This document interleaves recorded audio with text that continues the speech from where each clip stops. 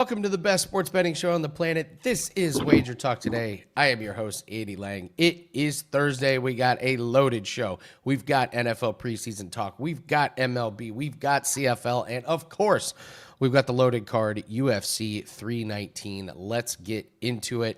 If you guys could, please hit the like button and subscribe to the WagerTalk YouTube channel. And shout out to everyone that's joined us early in the chat. You guys be the first to hit that like button, please. We got Gianni. He's going to get us started with the Steam report. Steve Merril is going to join us. We're going to talk an MLB game and an NFL preseason game. Tigers and Twins, and then Jets and Giants. Nick Parsons is going to join us and talk CFL. And Kyle Anthony is going to join us and talk UFC 319. Don't sleep on Nick Parsons giving out free play winners left and right in his CFL segment. Absolutely crushing. Let's bring on Gianni first. Let's talk a little Steam. I want to ask you a Contender Series after this, but let's give the people what they want. Let's talk about some line moves. Let's talk about some Steam. I guess we can start in NFL. You want to start NFL preseason? See if anything jumps out to you on this one. I see some curious lines that don't really make a whole lot of sense to me. I'm curious your thoughts. Yeah, I can tell you two signs that we got down on right away immediately in the NFL for week 2. It was Seattle at a pick'em, and it was the Dallas Cowboys at +3. Neither of those lines are readily available now. The majority of the stuff's going to come in on game day. Once you get past week 1, most of it comes through confirmed information, who's playing, motivation, that kind of stuff when you're talking about the NFL preseason. A couple of the things that are sticking out, let me look at the book, pull that up for you. Some of the most one-sided bet public teams going into week 2 that jump off the page. Falcons on Friday night. Lines moving against them, meaning Titans got steamed. So you have sharps on one side, public on the other. The public's loving the Falcons as home dogs. Another one, Seattle, I gave you. Not only are there wise guys on it, but the public's on it as well. Keep in mind, we're on them at a pick'em. We're not on them at -3. Where some of the sharp books are at, which is why my subscribers did not receive that as a premium play because the line moved on us too quickly. Moving down further, another dog jumping off the page. Publix all over the Green Bay Packers. They're taking them +6, even sprinkling a little money line action. But I touched on it earlier in the week. Colts were one of the first teams that got steamed when week 2 lines went up. Also, Texans, Panthers. Panthers getting one-sided public money. Wise guys on the Texans at -1. Move down. What else do I have? Giants, that's public and sharp, so be careful there. Buccaneers, Steelers. All Steeler action from the public. They really like the Steelers as home dogs over the Buccaneers, but that's been bet up to that key number of 3 by the sharp bettors. And that's pretty much it. Ravens money keeps coming in. Again, I told you we're on the Cowboys. My subscribers on the Cowboys. We took the +3 on the Cowboys. Ravens now down to 1.5. And like I said, the public's heavy on the Ravens. So that's something. But when it comes to preseason, from what I've learned years betting for the groups, after week 1, our strongest stuff's going to come in game day for these preseason lines. So when you're looking at that screen, game day, you'll see a lot of significant moves for sure. Get your thoughts. I like the over in the Chargers and the Rams game. Both those offenses look like they're playing well in the preseason. You know you're not going to see Stafford, so you get their backup who played really well. I still love Philly even at the line move. Look, it's very unlikely that Shaddeur Sanders is going to play. Myles Garrett didn't play on defense for Cleveland last week. Their rookie looked good, but I don't know how many reps he's going to get. And listen, McKee looked great for Philly, and he's gonna get all or most of the reps. And they said they're going to play some of their starters. So those were a couple looks. I don't know if you have any thoughts on the over in the Chargers and every Rams game is being bet over this week. I figured when I look at the back. Every single game is being bet over. The only game that I see more bets on the under than the over is Chiefs Seahawks. That's the only risk that the books have, at least the book I have access to, which is, again, it's a good sample size because it's West Coast, East Coast, and it's 99% recreational bettors, 1% sharp. It's a lot of volume, and that's the only total that as of today, he has more money bet on the under than the over, and not sharp money. not sharp money on that one. I knew I was going to sound square when I said over, but I really do Why like is the it over. Square, bro? Why is it square? That's what's been happening. How's that square? Especially if you're not waiting until game day and going over 40 when it was 35.5 earlier in the week. That's square. But going over 36s, 37s, and they're closing 40s, that's not a square bet. Again, you're getting the best of the number, then the line keeps climbing. Not much more you could ask for. Yeah, and I watched those Charger games because I had bets on him, and Trey Lance he's like the ultimate preseason quarterback. He's accurate enough, and if they get to him, he just runs out of trouble. So he's the perfect preseason quarterback to bet on. So let's move. There's no WNBA tonight. Let's move to baseball. Not a ton of baseball games in this one. Anything of note? You were gone yesterday, and I talked. I mean, the Brewers, I think they opened minus 190 and they closed like minus 270. They just keep winning. No sweat. Easy money. The Brewers keep winning. And that's one of those outliers that's going on here. Because if you remember, even up to last week, my guy with the projections had the Cubs finishing ahead of Milwaukee. That's no longer the case. Updated right now, he has Milwaukee finishing almost 2 full games ahead of the Cubs now off of this run. Where up until then, that wasn't the case. But still, they still won't win 60 games. He has them at like 59%, 59 point something. He has them winning 96 games, and I think they got to get to 97 to win 60%, from what I've seen. 0 teams does he have cashing at 60%, and 0 teams does he have below 25%. The lowest he has, and this is another outlier, is Colorado, where he expects Colorado to cash about 27 to 28%, when all the dust settles. And that usually, they're above that 30, 35%, even the worst teams. So what are some main moves here that we have? I'm not really sure. Mostly totals, so always be cautious with the totals because they move. And again, you'll see a lot of middles open up, especially around those key numbers, 7, 9, and 11. One of the signs that did jump out, Washington plus 175 and Cleveland minus 110. The totals for Major League Baseball, 906 over 11.5 and 12, Arizona, Colorado. 912 under 8.5, Chicago, Toronto.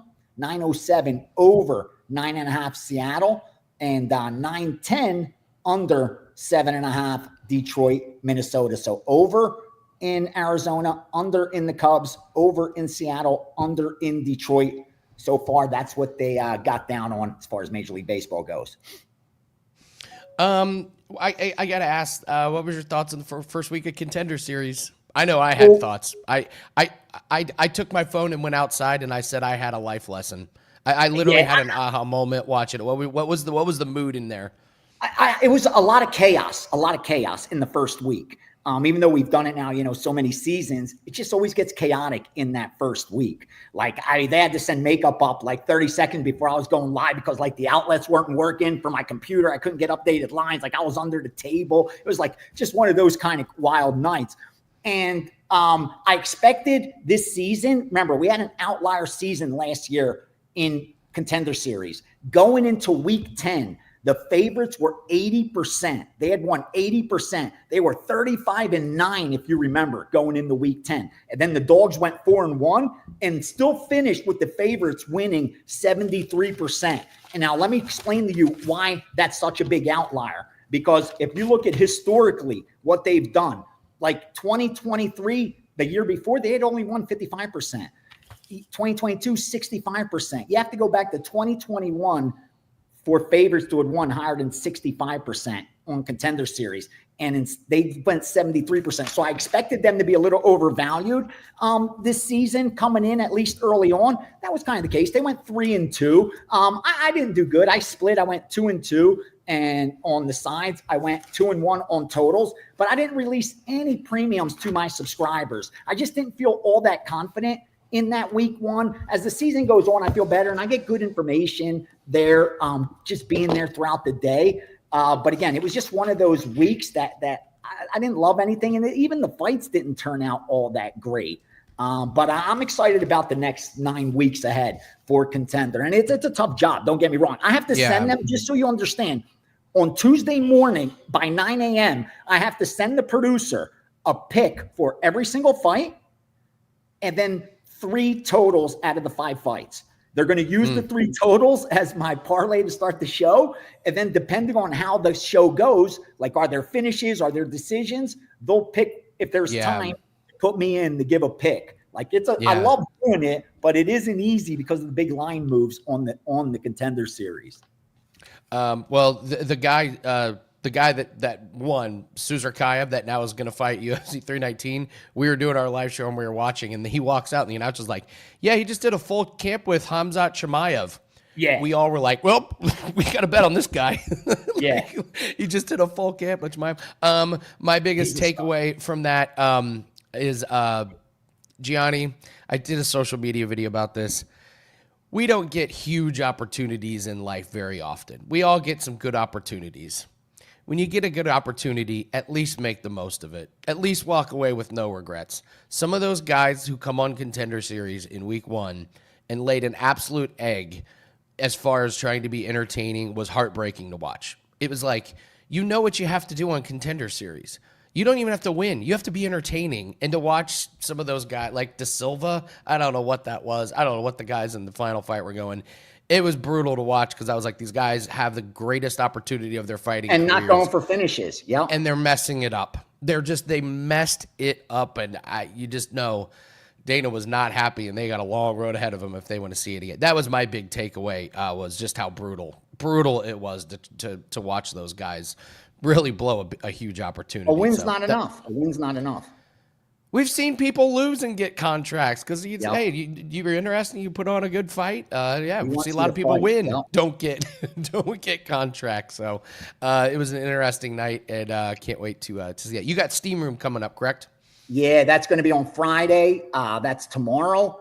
Right after here, I'm doing this at 9 a.m., 9:30. We're launching that Steam Room. It's just been such a busy week. Wanted to make sure, though, I meet up with my subscribers so we go over everything because a lot coming up over the next couple weeks. So going to have that on Friday, and excited about Saturday's pay-per-view and all that we got coming up. Well, speaking of which, I am not going to be here tomorrow because I am going to be at the Live Golf Championships. It's 20 minutes away from my house, so I'm going to the Live Golf event. So I don't get to talk UFC tomorrow. Give me just a couple thoughts. We'll see if we agree or disagree on any fights. Anything you like? Yeah, again, I got down on Chimaev earlier. I like Chimaev. I'm tired of all the talk that if this gets out of the first round, he's finished. He's a professional athlete. He's fighting he's competing for a world title. Rest assured, he's working on his cardio. Now, don't get me wrong. The guy goes all out in the very first round, so he's not going to be able to sustain that kind of energy for 25 minutes. But I don't think that if this goes in the third round, all of a sudden he's going to look like a heavyweight that could barely throw a punch. Like I get it that as the fight progresses and it gets in the deeper waters, Du Plessis has the advantages because of the experience. We haven't seen what Khamzat can do in round 4 and 5, and we've seen him kind of gas in past fights. But again, this is a title fight. He's training for 5 rounds, not 3 rounds. I think you're going to get a prepared cardio-wise Khamzat, and I just think his wrestling's just too elite. I do. You know what's coming, and it's just so hard to stop. And at 185, he's even got pop. His stand-up's good from what Khabib said. It's his boxing that impresses them. He's training with Sarukian in California. He's been here a while. Again, I can't overlook the fact that Du Plessis opened as the dog against Strickland in the first fight, opened as the dog against Adesanya in their fight. Against Whitaker, he was a plus 300 dog, and Chimaev was closed minus 220. Just those comparisons tell me why Chimaev's favored. I think it's warranted. I don't want to go long. I broke it down so many times, but I like Chimaev. It's like a Super Bowl, though. When you get the elite guys, you're going to have sharp bettors on both sides. You're going to have opinions on both sides. So if you disagree with me, bet what you like. I'm just telling you what I like. I like Chimaev there. And the dog that I already had bet, I talked about it a while back, is Jeff Neal. It's one of those plus 240 dogs that I don't think cash, but are too good of a bet to pass up. Again, Parsons will probably get the W because of damage, but I just think Neal's just too dangerous everywhere to be getting this kind of plus money. And if you're going to throw 2 to, accept two punches to land one against Neal. That's not a good approach. He's got too much bang, too much power. So I like Neal as a dog. I'll throw at you Lerone Murphy plus money over Aaron Pico. I don't get it. Murphy's undefeated. He's getting better. Pico has been kind of a disappointment. His last two wins have been guys that are like nowhere near UFC caliber. I don't get why Pico's the big favorite. He's got this big swooping left hook. Murphy's footwork is out of this world good. We saw it against Emmett. It's potential versus credentials in that fight.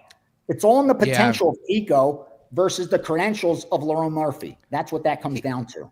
Yeah, he's had his chance to be the potential. I haven't seen. Every time he steps up, he loses, and I'm getting plus 145 right now. Beautiful. I'll take it. I'll take it. So, all right, Gianni, have a great weekend. Tell everyone what you have up right now for clients.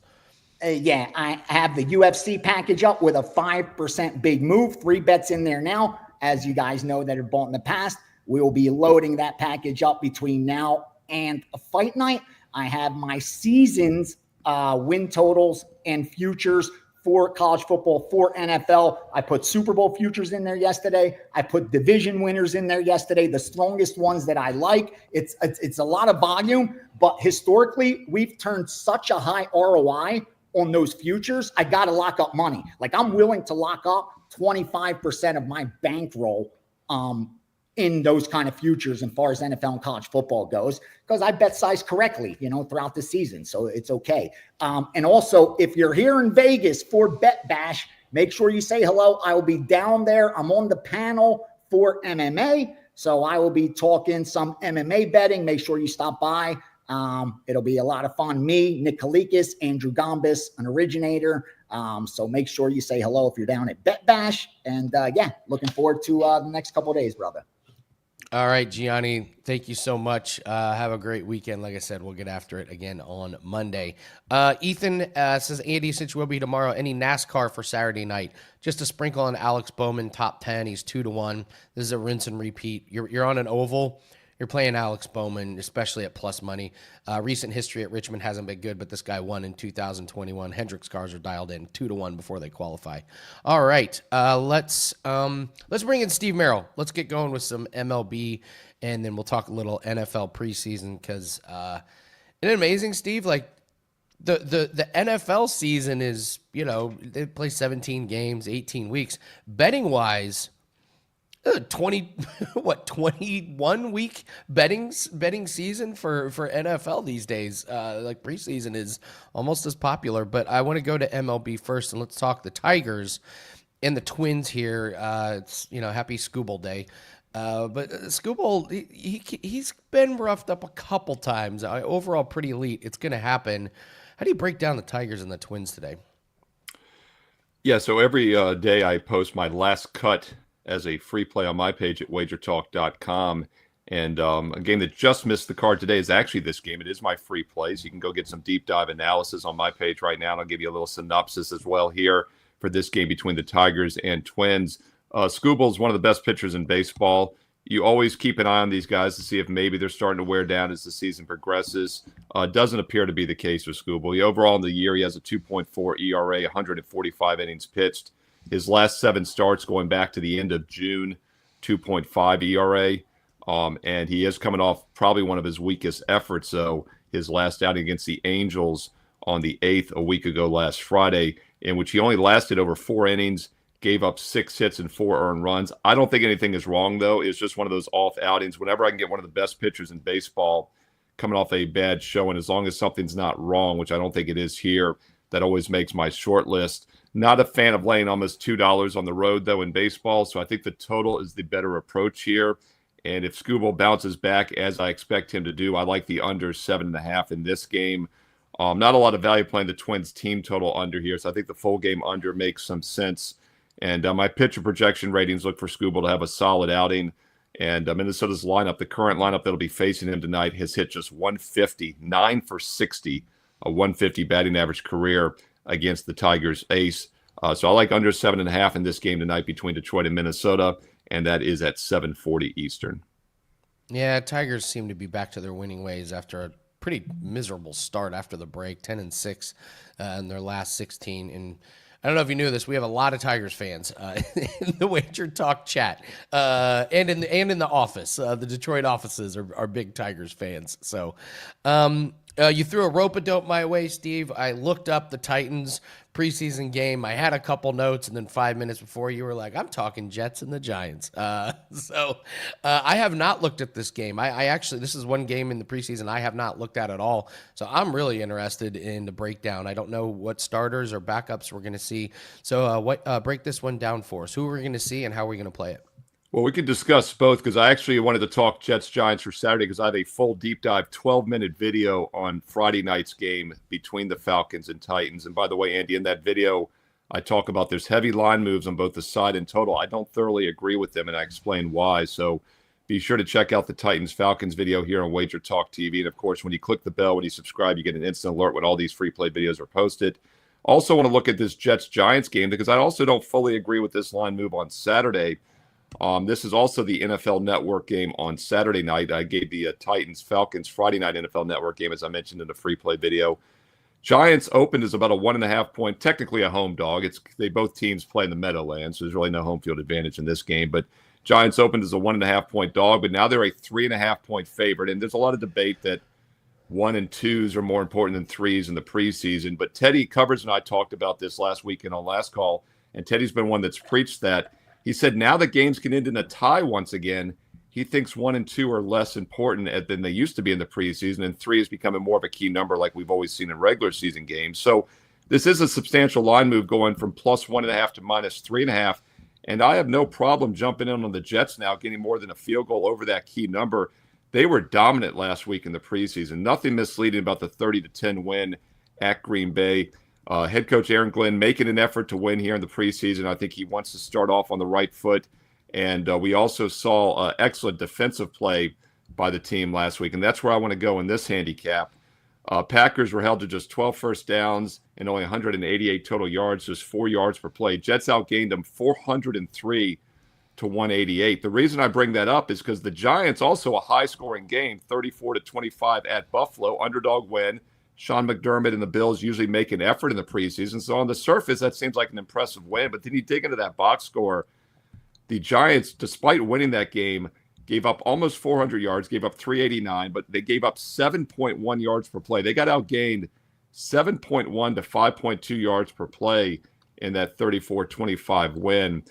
So I don't thoroughly agree with this line move here. I think we're getting definitely the better defensive team. Both teams, young coaches, I think are making an effort to win here. Basically a neutral site. So at 3.5 or more, I'd lean towards the Jets now. Quarterback rotations obviously very important. And I will say the Giants on the surface have a really nice quarterback rotation. I do think that's one of the reasons we've seen money come in on them, but I also feel like it's a bit of an overreaction. 3 NFL starters and then a rookie. You've got Russell Wilson, Tommy DeVito, Jameis Winston even sneaking in at times.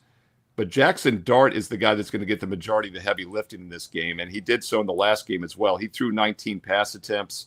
Team threw 51 pass attempts overall. Dart was decent, 12 for 19. He, of course, is the first-round draft pick out of Mississippi. But once again, a lot of uncertainty there with the rookie quarterback against what looks like a pretty strong defensive team with the Jets. So while you have 3 other NFL starters in that rotation, I think Jaxson Dart will be playing more than anybody else. So I'm not huge on that rotation. And the Jets also a very capable quarterback rotation. Obviously, Russell Wilson and Justin Fields. I don't expect either of them to see much action. Fields, by the way, was 3 for 4 last week.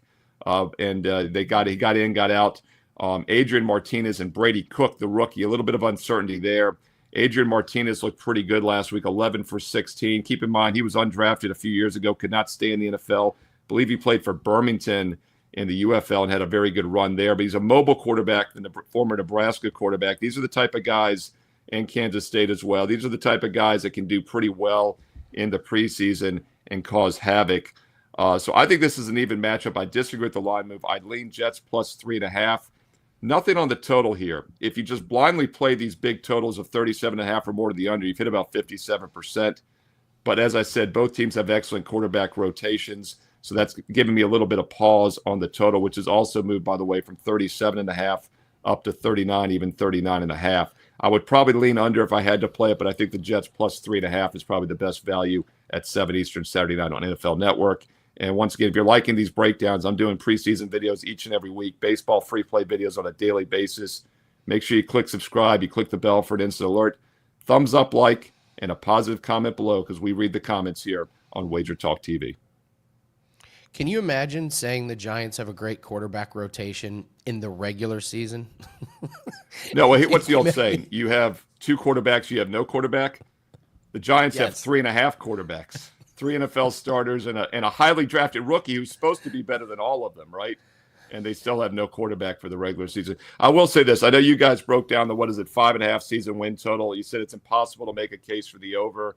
I can't make a case for the over, but I've seen nobody make a case for the over. This almost seems like the most square, regular season underplay we've ever had. Let's fade the, I don't know. Is it a fade the public play, perhaps, preseason style? The public bets everything, Steve. You could do fade the public on any sport. That transitions to anything. I was going to ask you, so it's completely overreaction time in the preseason. We all have to do it, right? But I ask you, Shaddeur, Sanders, Jaxson, Dart, both looked really good. I was kind of surprised Jaxson Dart wasn't a little bit more highly touted. Feels like he's got the goods. He played against tough teams. He had plenty of experience in college. I wasn't surprised that he came out and played good. If you had to pick one or the other, Shaddeur or Jaxson Dart, only one game, I think one of them is going to be good. I'd roll with Jaxson Dart. What do you think? Oh, yeah, no question. I was just going to say that's the X factor, right? It's just like not my Washington Commanders last year. Jaden Daniels was lights out and changed that offense, right? And they make the NFC Championship game. What were they, a 4-win team, and they win double digits? That's the catalyst this year. As I said, nobody can make a case for Giants over 5.5. If Dart looks really good this week against what looks like a good Jets defense so far this preseason, that could be the buy sign to maybe take a flyer with them over 5.5, because that's probably the catalyst you need. They've had a terrible offense now for several seasons. Not all of it's on the quarterback. They've had really bad offensive line play. Losing the best running back in football with Barkley didn't help in recent years. Just shows how bad that O-line probably was. But yeah, if Jaxson Dart looks like the real deal here the next couple of weeks, maybe you take a flyer with them on that over-under season win to be a contrarian. And I just think there's more upside with him than Sanders. And I don't always agree with the way teams draft, but the fact he fell as much as he did tells me the scouts are seeing something that maybe the average fan isn't. Love it. Love it. Steve Merril, you're going to be hosting tomorrow. But first off, tell everyone what you have up on this Thursday. Yes. Steve Merril gets the chance. Go live a little tomorrow, Andy. Go live a little. Hey, absolutely. I can't wait. Yeah, no, looking forward to it. Andy's going to be handicapping the golf real time tomorrow on Friday, so I'll step in and host Wager Talk Today. We'll not be on Last Call this week, and guest hosted that last Saturday, but don't forget we also have Last Call at 11 a.m. Eastern this Saturday. So lots of live programming, as always, here on the network, but more importantly, all the free play content and videos on a daily basis. So make sure you subscribe, click the bell for instant alerts. And right now, 7 days for just $69, dude. It's normally $99. Get an instant 30% discount, 7 days all access, or a 7-day flex pass in which you can choose different cappers every day is just $69. No promo code needed. It's on every capper's page, including mine. And don't forget the daily free play, Steve Merril, WagerTalk.com, and get there quicker, WT.buzz/SM. Great segment, Steve. As always, great knowledge, and have fun tomorrow. And yes, I will be out with the live players, following everyone around. Cannot wait. Should be a blast. Weather looks to be perfect. It's a championship for live. So really, really excited about that. Only thing I'm more excited about is the 2 5% plays that we have in MMA. How was that for a segue? Listen, in all seriousness, 5% in our MMA plays have been absolutely fantastic this year. 71.4% in 2025, not a small sample size. And we have not one, but 2 of them that are up right now. They are in one pack, so it's almost buy one, get one free. Normal price for one of them is $35. You can get both of them for $39, and that is going to include any other plays that we have. We're waiting for weigh-ins and face-offs. Again, you got to be patient. We already had a UFC fight canceled, so any plays that we get for PFL and for UFC are going to be included. So when we put up a 5% MMA play, we're hitting 71.4% of them this year. So it's a huge, huge weekend of fights. So if you want to profit off of it, jump on board with us. We got 2 of those bad boys that are up. All right, let's go all around the world. Let's do some free plays. I had a late addition to all around the world because I needed to put a live play in there. If I'm going to the event, Dan, I gotta give him a free play here. So let's start with MLB though. Let's go to Cubs at Blue Jays. Drew Martin likes the Blue Jays money line, only -105. Scherzer for Toronto has looked sharp each of the last 2 times out. Boyd for the Cubs, much worse on the road than at home. Blue Jays at home have been fantastic this season, 39-20. We're going to look for the bats of the Blue Jays to heat up and get this -105 here. There's a plus money play I have to bring up in PFL. Robert Watley over Mads Burnell. Breakdown's pretty easy. Mads Burnell last fought in April. He was exhausted at the end of the first round. He's been kind of a disappointment since joining PFL. This is not a tournament fight. This is just some showcase fight. And the guy he's fighting, Robert Watley, this guy has cardio for days. He just fought a guy and submitted him in the 4th round. If Mads Burnell gets tired in the 1st round, Watley is going to maybe finish him. And Watley has all the motivation in the world. This guy used to fight in PFL. He got cut. He's getting his second chance. So Mads Burnell, no motivation, no cardio. And I'm getting Robert Watley at +145. Excuse me, Live Golf. I mean, Joaquin Neiman -130 over Tyrrell Hatton is insane. This is a gift for us from DraftKings. Joaquin Neiman is the points leader. The only guy that can beat him is John Rahm, and John Rahm is right behind him. Joaquin Neiman has to play good this week. He can lose the title. Tyrrell Hatton, if you watch Tyrrell Hatton, he throws clubs. He cusses at the sand. He cusses at the patrons. He cusses at his caddy. He cusses at his clubs. The guy's an absolute lunatic. He's given up on the season outside the top 20 his last 3 finishes. So let's do Live Golf Joaquin Neiman -130 over Tyrrell Hatton. And Steve Merril already mentioned it. 7 days of nonstop action for just $69. It's less than $10 a day for every single play. You can pick your handicapper and just ride with one handicapper for 7 days. You can pick multiple handicappers. These are our flex plays. You can ride with somebody that's got a bunch of NFL preseason plays. You can ride with somebody that's got UFC plays, CFL plays, WNBA, whatever you like, your choice. You get the power. So 7 days.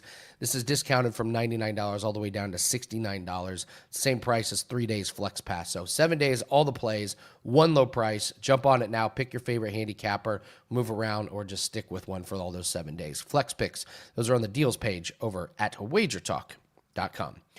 Let's bring in Nick Parsons and get our weekly CFL fix. Nick, you're casually giving us teams with the points every single week, and you've been doing absolutely fantastic, but you're throwing a little bit of wrench in our schedule this week, aren't you? How are you this week? Yeah, I'm doing great, Andy. Yeah, getting off a little bit of the script here from what previous weeks. But I don't necessarily always love the underdogs, but it's all about a situational thing for me. And so that's for this Thursday night game. I really love the way that this one sets up for the favorite Winnipeg. Well, walk us through it. We got the Blue Bombers, got the Red Black. Neither team has been super impressive this year, but at least one of them made it to 500 at this point in the season. So walk us through why you like the favorite this week. Well, the Blue Bombers, they've made it to the Grey Cup 5 years in a row. But basically, as I said, this is a great situational play, I think, here for Winnipeg. Ottawa's been playing really well the last couple of weeks, but I just think that I hate to use the word due, but I really do think that a letdown is imminent here. So yeah, Winnipeg, it's 4-3 after losing 3 of its last 4. And so that includes a tough 28-27 loss at Calgary last weekend. They were a 4-point underdog, so they did cover. And then previous to that, they beat Toronto on their home field 40-31. They do have a historic home field advantage. They are 3-1 straight up and against the spread at home. So if you're a situational capper like me, then scheduling plays a big part in your process. And so when you look at Winnipeg's upcoming schedule here, they have 2 really tough upcoming road games at Montreal and Saskatchewan. And so this one clearly takes on added importance here for the Bombers. Ottawa, it's 3-6, as I mentioned. 2 of those wins have come in the last 2 weeks. But with nearly 60% of the public money now on the underdog, I think it's really unfounded here, actually. The RedBlacks, they beat Calgary 31-11, but Calgary was out. The starting quarterback was injured. They exploded for the 46-42 win at Toronto last weekend as 3-point dogs. But as I say, it put together the 2 okay looking games, but their defense last week, it was completely atrocious. So this is the first meeting of the year between the clubs. Last year, the home side won in each game. But so, anyways, yeah, I just cannot see Drew Brown, Ottawa's quarterback, putting up 5 touchdowns again like he did last week against that porous Toronto defense. Winnipeg is good at home. They have a good defense. And so, yeah, this is a bounce back game for them. I'm going to say lay the points. I have -4.5, but I like it all the way up to -6. Ooh, I like that. Like I said, Nick, you've been on fire with these free plays. There's a lot of money to be made in CFL, and congratulations for coming on and giving out all these winners. You've got some cool things going on at Sports Memo and the Betting Memo show. Tell us about that. Well, yeah, some of the specials, guys, going on over at Sports Memo. There's a few unique ones. There's $5 Wednesdays at Sports Memo. Throughout the summer, every handicapper releases one $5 package, and then 50% off Fridays. So that's tomorrow. You guys want to take advantage of that. Same thing as $5 Wednesdays. Every handicapper releases one 50% off package.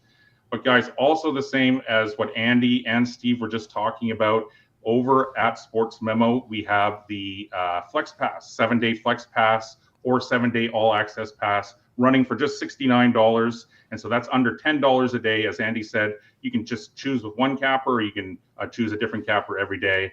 And so those are the 3 specials going on. And then, yeah, the Betting Memo show, that's a show that is aired on the WagerTalk TV channel. And it's a show about Sports Memo and just some of the hottest handicappers, the biggest plays. I give out some client picks and some free plays.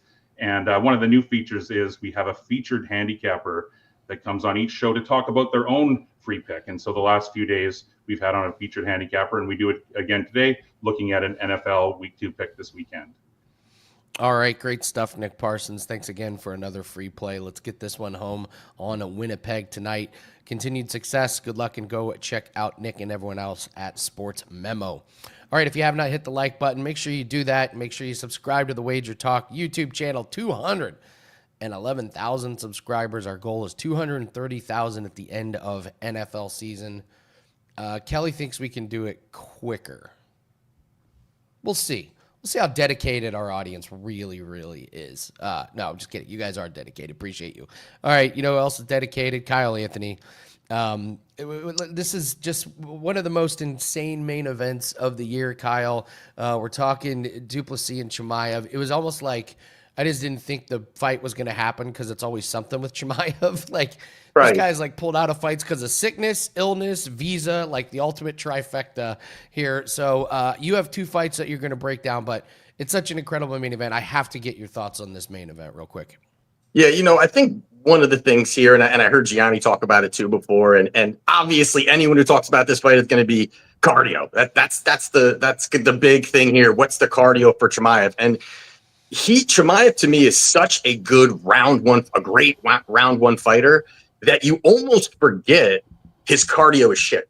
Like you almost forget it. Now I understand there's a lot of things you can change in MMA. One thing that's very difficult to change is your cardio. And for a guy that consistently gasses outside of round 1, it's to me, that makes this line wide as it is. Yes, can Chimaev go out there, win in the first 2 rounds? Absolutely. The guy is elite. He can get the takedowns, look for back control. But you look at really what Dricus has done, and Dricus over his last 3 fights, 2 full hard 5 rounds, submitted Adesanya in the 4th round. We've seen what he can do. He's unorthodox. He's, awkward, but it really works for him. So I think this guy, he's very well-rounded. As much as people forget it, and Dricus can be kind of wild out there, he is elite on the ground. He has elite kickboxing. So there's a lot of things that he can do. I think that he can survive that first round. He knows what's coming. Chimaev is blatantly saying, I'm going to bum rush forward and look to take him down. He's not going to change that all of a sudden to be timid. So I think that this is something where DDP can get through the first round with, get through, weather the storm. And I think he picks up momentum. So I think at this price, you're talking plus 200, plus 180. I think the current champion is the side here between these two. But like I said, there's just Chimaev is so good round 1. You forget he doesn't have really that great cardio. And we've seen it. It's not debatable. We have seen him 2nd round slows down, 3rd round slows down, very close fights with Usman and Burns. So, I think that this is a spot where I think DDP can get the job done, especially at this price. All right, well, let's talk about a couple fights, and then, of course, we're going to play Sell Me. That's where Dan assigns us a fight, then assigns us the fighter, and we have to make the case. You almost pulled off the gigantic I upset last almost week. wrote both of you. Oh my God. Oh my God. That was wild. Close last week. That was wild. Okay, you're going to talk about two fights that I agree with you. You're going to talk Barboza and Klose, and then we'll go to the women, Godinez and Andrade. Let's start with Barboza and Klose. I could not agree with you more. This is a strong opinion that I have as well. Break this one down.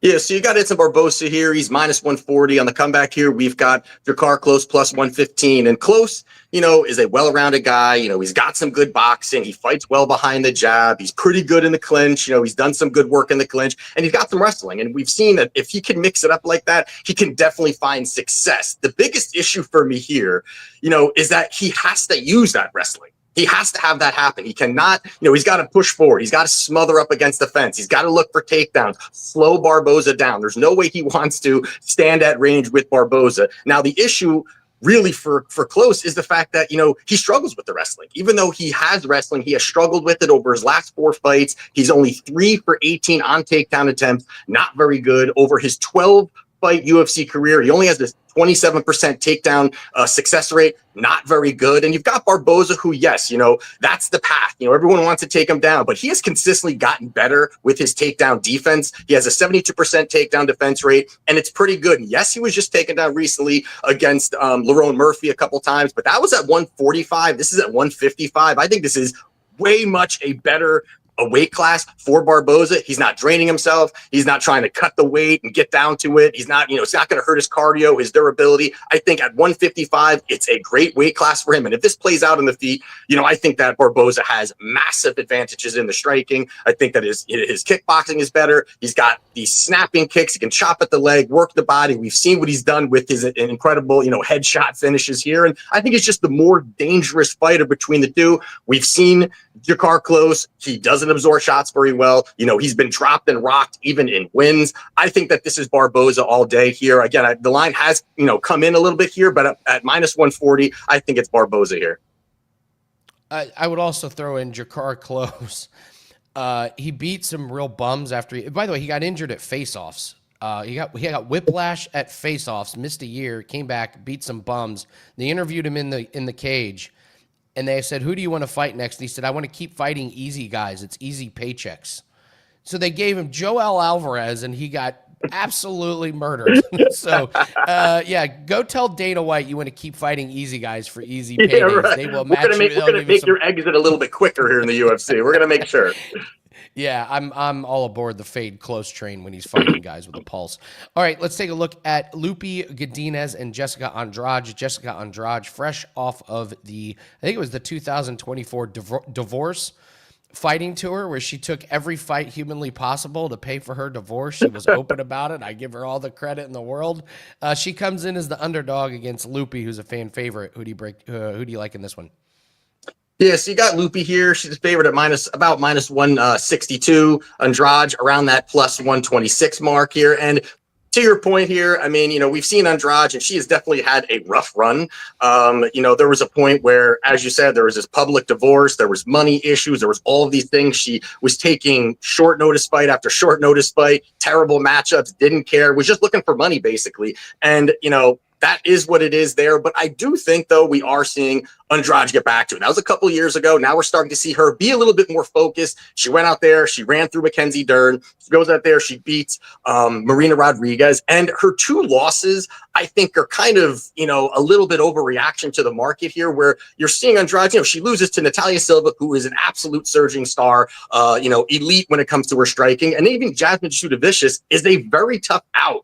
She is big. She's a freak size for the division here, and she's a good wrestler. She was able to just implement the game plan and get, Andrade down and get the finish. And, Lupi, the other side, she lost to Mackenzie Dern. I thought she didn't look good against Julia Palastri, and Palastri, I think, is a very low-level fighter, and the strikes landed were even in that fight. It was the takedowns that really helped Loopy, find that success and be able to get the victory. And, that's the other thing with Andrade is that, her strength of schedule is elite. She has faced the who's who of two divisions. I mean, she definitely has had the who's who on her resume, but also the fact that she's fighting at strawweight here. And this is another situation where I do like her moving down in weight. I think that this is a spot. This is where she should be. She could be a size bully here, leverage her size, have the physicality, have the strength advantage, and have some of those things that she can do against Loopy. I don't think Loopy's going to find the takedowns. I think Andrade can find her own takedowns here. Loopy's hittable in the pocket. I think Andrade can come forward. She blitzes forward with these big shots.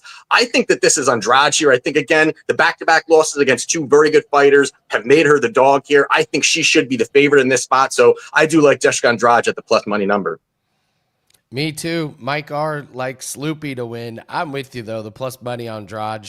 Listen, if she gets put in a choke, she could absolutely give up. But if she puts Loopy in some trouble, Loopy doesn't have a whole lot to fall back on if she ain't wrestling. All right, Dan, come on in here. Let's play Sell Me. Yes. You get There it is. Wake up, Dan.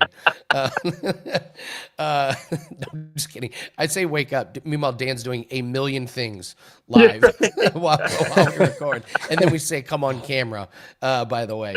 So, all right, assign us a fight. It's what the coffee's for. The coffee's working overtime today. So you assign us a fight. You give us a fighter. And last week, holy cow. Kyle almost did it. Oh, man. You could argue he did do it because I did not feel comfortable going into that. All right. I knew it. I knew it, guys. I knew it would be like that. That's why there was so much like conviction in my voice about him getting the victory. So, we'll see how this one goes.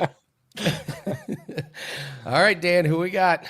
So, Andy, typically we go with these. I mean, a lot of times on these cards, it's just these huge favorites against huge dogs. So typically we have a big, difference in odds. But this one's a little bit tighter. We only have a large difference in names and pronunciations for this one.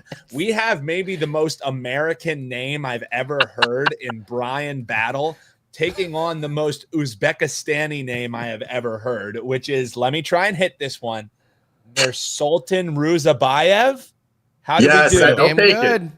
Pretty damn good, enough? Dan. Right, we'll take it. So that's going to be the fight. I pronounced it right once. So you're going to get the Uzbekistani, Andy Lang, and Kyle Anthony, you're getting the American. So again, you're giving us a breakdown on the dog, but this one a little bit tighter. I mean, we're looking at 170, the favorite for Brian Battle. I misspoke there. Ruziboev getting the plus 145. Also, if you're looking at the total in this fight, guys, the under is juiced 2.5. So maybe a finish expected in this one. Is the finish expected to come from Mr. Battle? Kyle, why is this favorite rightfully so, and maybe a little bit too short? What do you think? Yeah, Ruziboev, coming to the UFC, I was not a fan of him. And I think one of the biggest issues that he has is really his low volume, and Battle is a guy I think that has been a grinder, can move forward, and can really grind out some of these victories. Sometimes it's not pretty, sometimes it's not the best, but he's able to do it pretty successfully. He'll push you up against the cage. He'll push the volume out, which again, I think is another big thing. If he can cage push, he needs to be all the way in, push him up against the fence, or all the way out and really utilizing his volume and just keep pushing that pace. And I think he could chip away on Ruziboev. He's got the power in Ruziboev, but I think that Battle is more of the surging guy here. I think that the UFC likes this guy as well. So I got to go Battle here. I do think he gets the job done. And I think the price isn't that bad, actually. Battle to win the battle, says Mr. Anthony. All right, Ruziboev, what do you think here? Also, a discrepancy in the nicknames as well. I'm just looking up these fighters. We have Black is the nickname for Ruziboev, and then you have versus the Butcher. I mean, the Butcher, Andy. I should have started with that. I should have started with now the Butcher. You're going to be pretty hard to sell me on Black. So what are we doing here, Andy? Easy there, Kyle. Tell him what Brian Battle's nickname used to be. No, let's the ballerina. Brian Pooh the Bear. Ballerina Battle. Pooh Bear. I'm not making that up. Pooh Bear. It was awful. Anyway. Yeah. All right. I love Brian Battle, so this is hard for me. I have correctly predicted not one, but all of his fights because I loved him coming out of The Ultimate Fighter, even the fight that he lost. This is what it says a lot of, is I don't want to bet on him in this fight with my own money. He has a gigantic hole in his game, and that's his striking defense. He gets hit a lot. He has not faced guys with the power to really knock him out, and Ruziboev does have that power. If this fight goes the distance, it will be Bryan Battle by decision. If there is a finish, I think it's more likely that Ruziboev gets to the chin of him. It's one of those things that he has to work on, and I think he almost has to get knocked out in order for him to know that he has to fix it. This is the biggest guy he's ever fought. This is the longest reach he's ever fought. He just fought Randy Brown, and besides the Renat Fakhreddinov fight, Randy Brown took him to the distance, and some argue that Randy Brown won. Again, long limbs, pretty dynamic striker. So plus money on Ruziboev, but it's going to be Ruziboev by KO, so don't even mess around with the money line. Take Ruziboev by KO if you like that side. Wow, throwing down the gauntlet. Unfortunately, though, Andy, I may have to go with the favorite here simply because, number one, you let off with the fact that I absolutely love Bryan Battle, and I know that I love him. I know you say you don't want to bet on him in this fight. You don't want to bet on him in this fight. But one thing that did stand out to me, you guys think I, just sit back here and so that, but I do. I like listening to the breakdowns. These are two of the best UFC guys you're going to find. And one of the things that you said, Andy, was that what Battle maybe struggles with is his strike defense. And one of the points that Kyle made was Ruziboev isn't really a volume guy. So sure, he might have the knockout power, but is that one knockout hit going to land? That's what you're betting on. And you're betting on it at a price that maybe sounds like it should be north of 2. So I'm going with Kyle. I'm going with Bryan Battle. Comment below. And I'm not only going with Bryan Battle because it's the one name I can properly pronounce. I think that might be the side that you're seeing here. And guys, correct me if I'm wrong. We saw this thing open at 190. It came down. Mm-hmm. So, some love for Ruziboev. You think that maybe comes back on Bryan come fight day once maybe some public money starts coming in, or what do you think? Well, I got to tell the story about Bryan Battle. He's got the ultimate chip on his shoulder. The Ultimate Fighter, he got awarded the championship, and the other guy said, no, you didn't. I should have been the champion because the fight got canceled, so they fought again. Bryan Battle brought the trophy to the ring and said, if you beat me, I'll hand it to you. And then Bryan Battle kicked his ass. Then Bryan Battle went into France and beat the shit out of the French guy. And afterwards, the crowd was just lighting him up. And he goes, the butcher ain't losing to no Frenchman. It's iconic, epic, post-ring interview. I love Bryan Battle. It's just... He's great. You should. And he's fighting for Christopher Robbins and all of what's the town they live in with Pooh Bear. But no, well done, both gentlemen. Well done, both. Thank you, Dan. All right, let's get serious, Kyle. It's UFC 319. There are a lot of bettable opportunities on this card. I know you have something up, so tell everyone what we can invest in with you this weekend. Yeah, so I do have a 5% play up. It's a money line play. We've done well on the money line plays. For our max bet, we're around 71, 72% on those plays. And I love the spot here. Have that. This is definitely going to be one of those events where it probably will be the most units I bet for one particular event. I only have 2 bets up right now, but I'm definitely have a ton. As you're saying, Andy, there is a ton of opportunities here that I really do like. There's always great opportunities on the pay-per-views. There's great opportunities on the small cards as well, but this one particularly I do like. So check it out, WagerTalk.com. We'll be loading up that pack as we get closer to fight night Saturday. Kyle Anthony, best bets, 5% at UFC pay-per-view 319. Go grab that. Thank you, Kyle. Good luck this weekend. So, all right, guys, I am off tomorrow. I will be at the Live event. I will see you guys Monday on this show, but we have our PFL breakdown video that is up and our UFC breakdown video is up. So you want to see us break down all those videos. Those are up, as well as tons of NFL preseason games from all of your favorite handicappers. So make sure you subscribe to the channel, hit that bell. You get notified when these videos go up, and please hit the like button. Excellent show today. Dan, it's great to have you back. And just love you guys, man. You guys left some really cool comments in the comment section yesterday. So leave a comment again today. Let's send some positive vibes out to everybody. So have a great weekend, everyone. We'll be back and doing it again on Monday. Steve Merril is going to be here tomorrow. Don't forget to get 7 days of flex picks. What a great weekend to get flex picks with UFC 19 and such a loaded NFL preseason, and WNBA is back tomorrow. Oh, take advantage when we have some of these specials up. So 7 days of flex picks, just $69. That's going to do it for us today. Great job, everyone. Good luck on all your bets, and take care.